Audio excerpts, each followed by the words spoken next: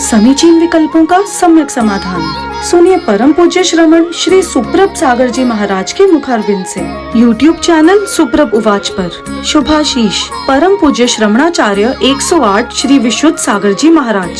सानिध्य श्रमण सुप्रभ सागर जी महाराज, श्रमण प्रणत सागर जी महाराज। पुण्य आर्जक श्री रविंद्र जयश्री, कुमारी परिणा गहाणकर अमरावती, 100 मोक्षता राजस डोन गावकर औरंगाबाद। ओम नमः सदेव्य। नमो नमः सत्हितंकराय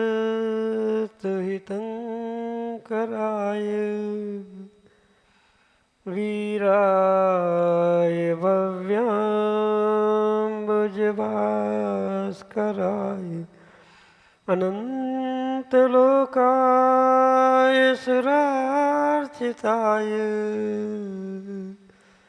देवादिदेवाय नमो जिनाय देवादिदेवाय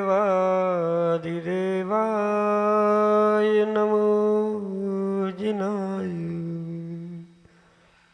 पंच परमेष्टि भगवान की, परम पूज्य गणाचार्य श्री विराग सागर जी महाराज की, परम पूज्य पट्टाचार्य आचार्य भगवंत गुरुवर विशुद्ध सागर जी मुनि महाराज की, परम पूज्य मुनि श्री प्रसम सागर जी महाराज की, परम पूज्य मुनि श्री सुप्रभ सागर जी महाराज की।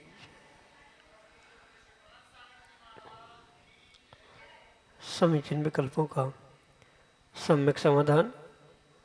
सम्यक ज्ञान की वह अलौकिक विधा जो हमारे जीवन को सम्यक ज्ञान रूपी ज्योति से ज्योतित करते हुए हमारे अंतरंग के अज्ञान रूपी अंधकार को दूर कराने वाले हैं, और वही सम्यक ज्ञान आत्म कल्याण के लिए कार्यकारी उपाय है।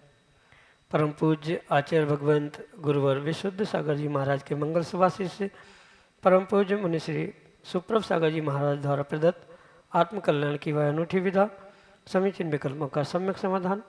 आप भी जुड़ने का प्रयास करें और अपना समीचीन विकल्प भेजते हुए मुनि श्री से उसका सम्यक समाधान प्राप्त करें। प्रारंभ करते हैं आज का सम्यक समाधान। और आज के पहले विकल्प के लिए ललितपुर उत्तर प्रदेश से अक्षत मोदी महाराज जी के चरणों में बारंबार नमोस्तु निवेदित करते हुए अपना समीचीन प्रश्न रख रहे हैं कि महाराज जी, आपने एक सम्यक समाधान के माध्यम से बताया था कि संसार में बोले जाने वाली कोई भी भाषा, कोई भी शब्द जिनवाणी का ही है। तो यदि कोई व्यक्ति न्यूज़पेपर पर पैर रख देता है, चाहे उस न्यूज़पेपर में कुछ भी धर्म की बात ना लिखी हो, तो भी उसे जिनवाणी पर पैर रखने का जितना पाप लगेगा क्या? और यदि कभी हम क्रोध में किसी को गाली आदि दे देते हैं तो हमें नमोकार मंत्र के अपमान करने का जितना ही पाप लगेगा क्या? हमारे समीचीन विकल्प का सम्यक समाधान करने की कृपा करें। नमोस्तु महाराज जी, नमोस्तु। ओम नमः सिद्धम। परम पूज्य आचार्य भगवत गुरुवर विशुद्ध सागर जी महाराज की, परम पूज्य मुनि श्री सुप्रभ सागर जी महाराज जी की। ये परम सत्य है कि संसार में बोली जाने वाली कोई भी भाषा क्यों ना, वह कहीं न कहीं तीर्थंकर भगवान के दिव्य ध्वनि से ही प्रकट हुई, क्योंकि 718 भाषाओं में तीर्थंकर भगवान की दिव्य ध्वनि कीर्ति है। और वर्तमान में जितनी भी भाषाएं हैं, ये कहीं न कहीं इनके अंतर्गत ही देखने के लिए मिलती। और इसी अपेक्षा से जो कागज़ पे लिखा हुआ, चाहे वह न्यूज़पेपर हो या सामान्य रूप से किसी श्रावक बालक ने भी कुछ अक्षर कागज़ पे लिखे, तो चूँकि वह अक्षर अपने आप में जीवनवाणी है, द्रव्य शुद्ध है, बीजाक्षर है, और उस कारण से उसका किया जाने वाला अपमान पूर्ण रूप से पाप कर्म का आश्रव ही श्रावकों को और श्रावकों को क्या सभी जीवों को प्रत्यक्ष परोक्ष रूप से करने वाला हुआ करता है। चाहे वह अंग्रेजी पेपर हो, उर्दू या किसी भी भाषा में प्राप्त होने वाला वह न्यूज़पेपर हो, तो नियम से वहाँ अपमान का मतलब जिनवाणी के दिव्य ध्वनि के बीजाक्षरों के अपमान का ही दोष वहाँ लगने वाला है। वहाँ भले ही नमोकार मंत्र रूप हमें उन न्यूज़पेपर आदि पे नहीं मिल रहा है, पर कहीं न कहीं किसी भी प्रकार से अगर उस श्रुत का जो द्रव्य रूप से लिखा हुआ है उसका किसी भी प्रकार से अपमान किया गया है, तो वह ज्ञानावरणी दर्शनावरणी जैसे कर्मों के आश्रव बंध के लिए नियम से कारण बनने वाला है। और ये भी ध्यान रखें कि आवश्यकता नहीं है कि मात्र धर्म का ही कुछ लिखा होने से उसका अवमान करने से दोष लगेगा। किसी भी भाषा में किसी भी प्रकार से जो कुछ भी लिखा है वह पूर्ण रूप से पाप का आश्रय करने वाला ही हो सकता है। जैसे भले ही लिखा नहीं है पर बहुत सारे लोग जो शब्दों का अवमान बोलते हुए कर रहे हैं, किसी व्यक्ति को गाली दे रहे हैं या अन्य प्रकार से जो भी मुख से भी वह शब्दों का विपरीत प्रयोग कर रहे हैं, तो वहाँ भी उसके अपमान का दोष अवश्य ही व्यक्ति को लग रहा है। इतना ही नहीं है, जो जैसे शब्द लिखे हैं वैसे बोलते समय भी कुछ लोग सही ढंग से बोल नहीं पाते हैं या बोलने में परेशानी होने के कारण से भी उनसे शब्द सही निकल नहीं पाते। तो ये दोनों स्थितियों में अवश्य ही उनको पाप का आश्रय हो रहा है। ज्ञानावरणी दर्शनावरणी आदि अनेक कर्मों का वहाँ पर आश्रय होगा। जो दोष नमोकार मंत्र के अपमान का लगता है उतना ही पाप, क्योंकि वे भी अपने आप में बीजाक्षर है और बीजाक्षर का अपमान किसी भी प्रकार से करे, लिखे हुए बीजाक्षर हो, बोलने वाले बीजाक्षर हो, उनका दुरुपयोग करना पापाश्रव का ही साधन है। यही आपके लिए सम्यक समय। उज्जैन मध्य प्रदेश से संदीप पतंगा अगले समीचीन विकल्प। जैसे किसी भी जिन मंदिर में अपन जाते हैं वहाँ पे मूल नायक अगर आदिनाथ भगवान के अलावा शांतिनाथ भगवान, पार्श्वनाथ भगवान विराजमान है मूल नायक, और जस्ट पास में ही आदिनाथ भगवान विराजमान है, तो प्रथम तीर्थेश आदिनाथ भगवान है, तो अपन दर्शन का क्रम क्या रखेंगे?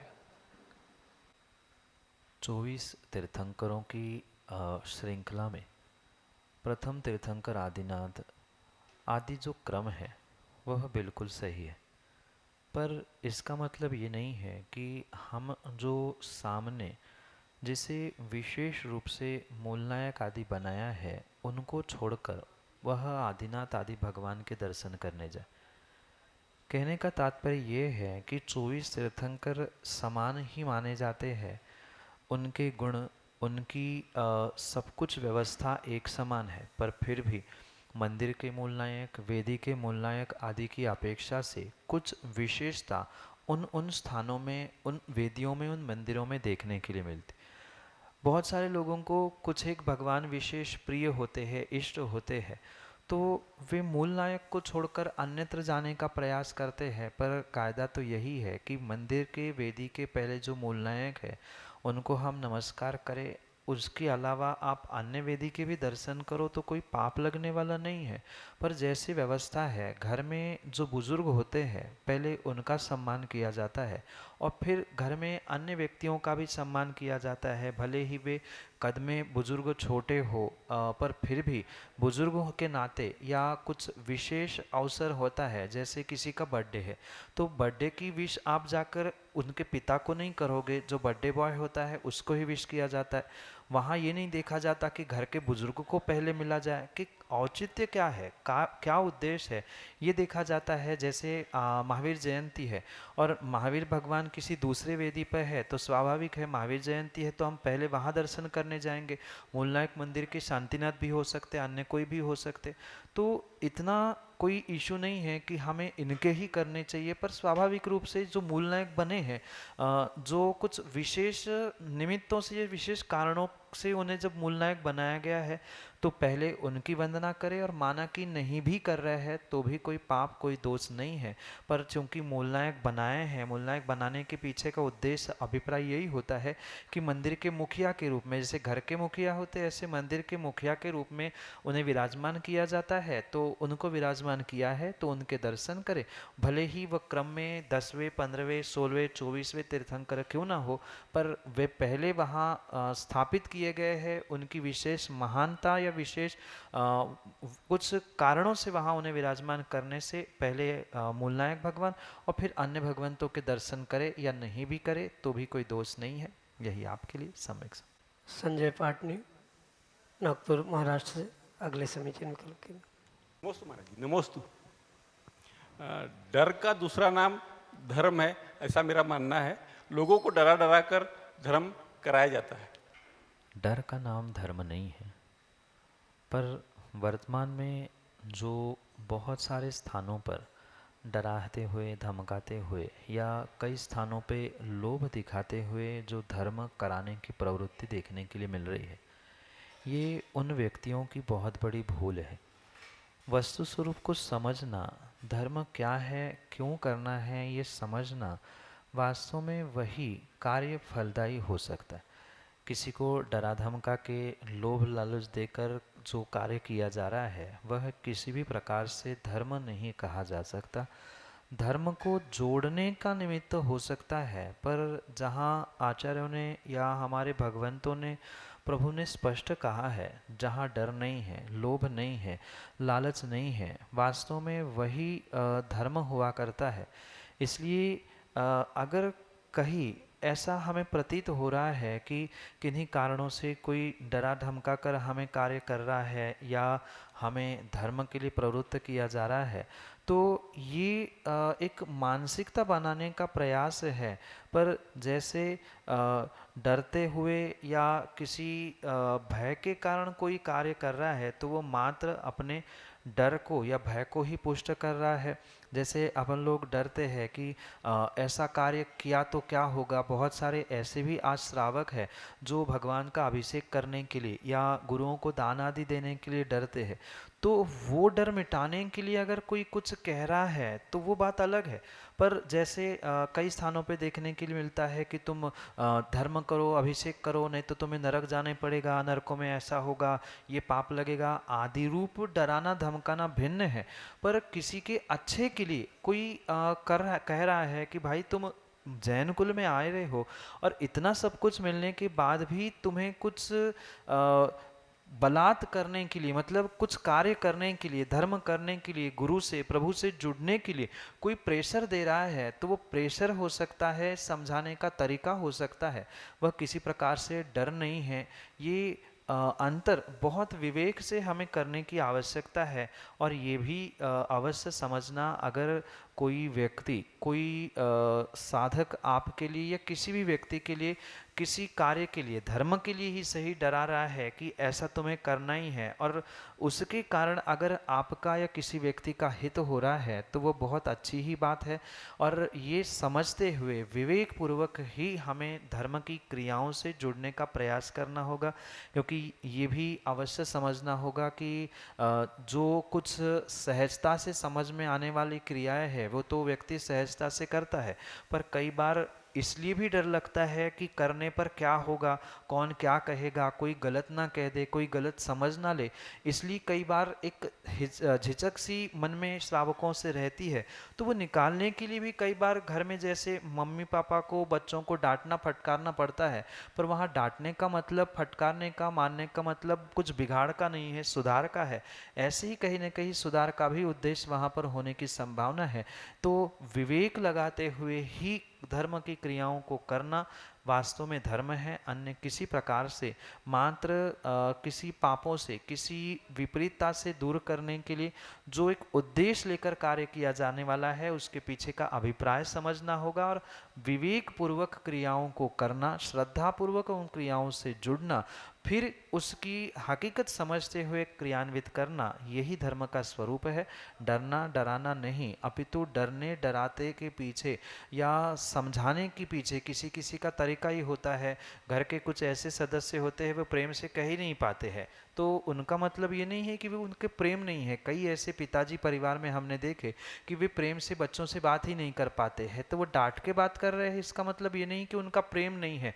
उनका प्रेम भी डांट के माध्यम से निकल रहा है। वो भी समझते हुए हमें धर्म से जुड़ने का प्रयास करना होगा। यही आपके लिए सम्यक समझ। उज्जैन मध्य प्रदेश से संगीता सोगानी अगले समीचीन विकल्प करें। मैं नमोस्तु नमोस्तु नमोस्तु।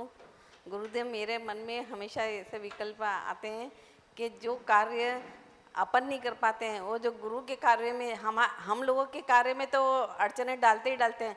यदि गुरु का कोई कार्य हो उसमें अड़चने डाले तो उनको उसका पाप इस जन्म में मिलता है कि अगले जन्म में मिलेगा? माँ, किसी के भी शुभ कार्यों में जो अड़चन पैदा करता है, विघ्न उत्पन्न कराता है, नियम से उसे वह अंतराय कर्म का, पाप कर्म का आश्रय होता है।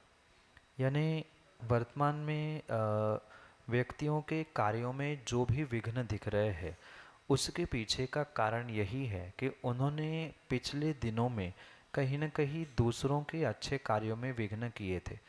और ये आवश्यकता नहीं है कि कार्य किसका है, सामान्य श्रावकों का है तो भी, और गुरु भगवंतों का है, साधकों का है तो भी। ये पक्का है कि गुरु भगवंत या मुनि भगवंतों के कार्यों में जो जो विघ्न करते हैं उनको विशेष तीव्रता से कर्माश्रय होता है, जो कि बहुत तीव्रता से उदय में आता है।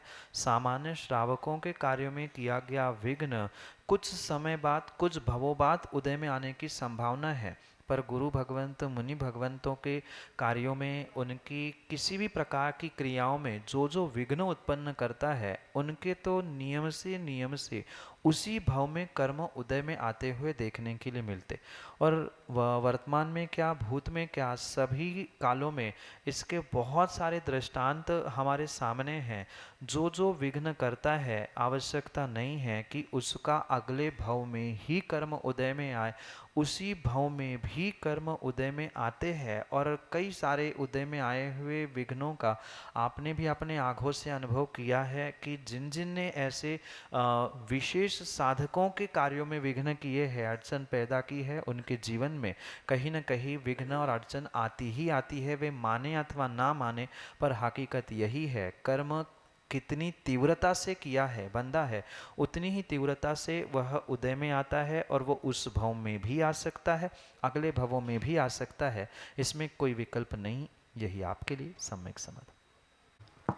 सीमा पतंगिया उज्जैन मध्य प्रदेश से अगले समीचीन विकल्प करें। नमोस्तु गुरुदेव, नमोस्तु गुरुदेव, नमोस्तु गुरुदेव। मेरा प्रश्न है कि अगर हमने कोई व्रत लिया है और वो आधे करके और हम आगे नहीं कर पाए हैं तो उसका हमको पाप लगता है, और उसके बाद अगर बहुत ज़्यादा साल हो गए और हम स्टार्ट करना चाहते हैं तो वापस कर सकते हैं कि वो खंडित हो जाता है? अगर कोई व्रत लिए है तो उन व्रतों को पूर्ण करना ये श्रावकों का पूर्ण रूप से एक आत्मिक जिम्मेदारी का कार्य।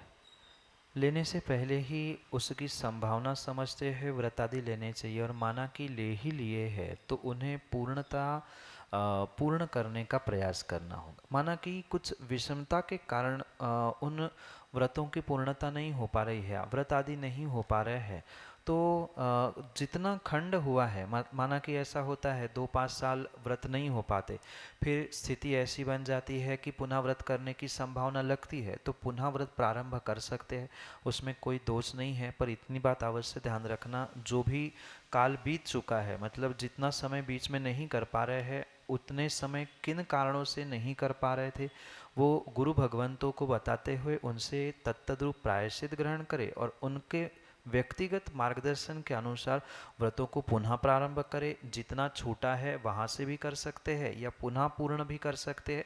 वह आपकी स्थिति गुरुदेव समझते हुए आपको मार्गदर्शन और प्रायश्चित देते हुए आप उसमें पुनः उपस्थापित होकर अपने नियम व्रतों को पूरा करें। यही आपके लिए सम्यक